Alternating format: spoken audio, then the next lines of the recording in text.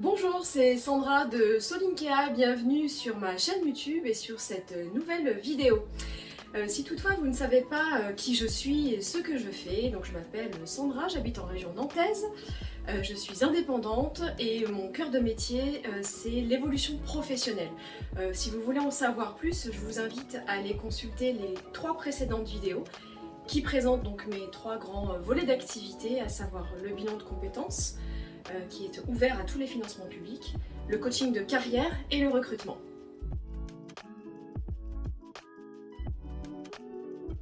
Je vous accompagne dans vos projets professionnels, à travers notamment le coaching de carrière, le coaching emploi.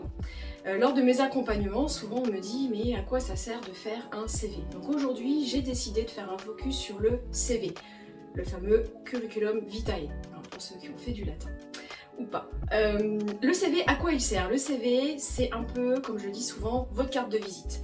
Il doit en un coup d'œil permettre aux recruteurs de comprendre pourquoi vous êtes là, un petit peu qui vous êtes et quel est votre projet professionnel. Donc le CV, il a pour objectif de donner envie aux recruteurs de vous contacter pour vous recevoir en entretien. Voilà, ça c'est l'objectif numéro 1. Décrocher un entretien, donner envie aux recruteurs de vous contacter, de vous appeler, de faire connaissance avec vous et de voir l'adéquation par rapport au poste. Alors tout ça c'est bien joli, vous me direz-vous, mais comment on fait pour donner envie aux recruteurs de nous contacter? Pour rendre son CV sympa, ludique, tout en restant professionnel? Alors pour ça j'ai plusieurs astuces et plusieurs conseils à vous délivrer. Déjà, clairement, le CV il doit véhiculer pourquoi je suis là. Quand il arrive sur le bureau du recruteur qui ne vous connaît pas, mettez-vous toujours à la place du recruteur. Il ne vous connaît pas. Il doit comprendre quel est votre objectif professionnel. Si le CV arrive sans titre, sans objectif défini, potentiellement il va rester peut-être de côté. Ce serait dommage. Donc ça c'est la première chose, c'est vraiment de montrer quel est mon objectif, quel est mon projet professionnel. Priorité.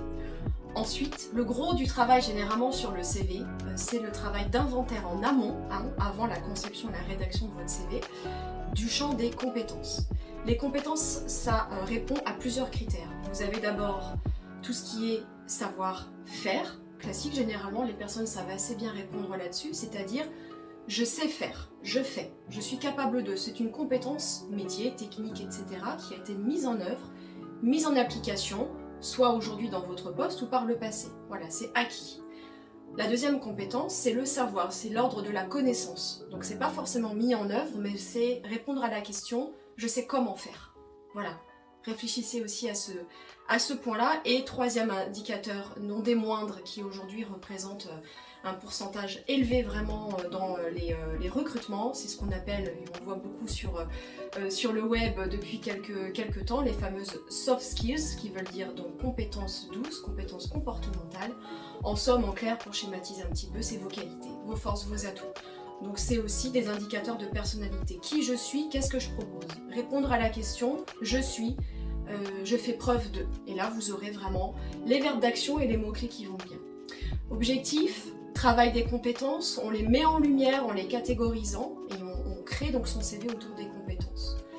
Une fois que vous avez fait ce travail-là, généralement la suite vient assez facilement puisqu'on connaît son parcours, donc on va pouvoir énumérer son parcours, du plus récent au plus ancien, en faisant encore une fois les bons choix.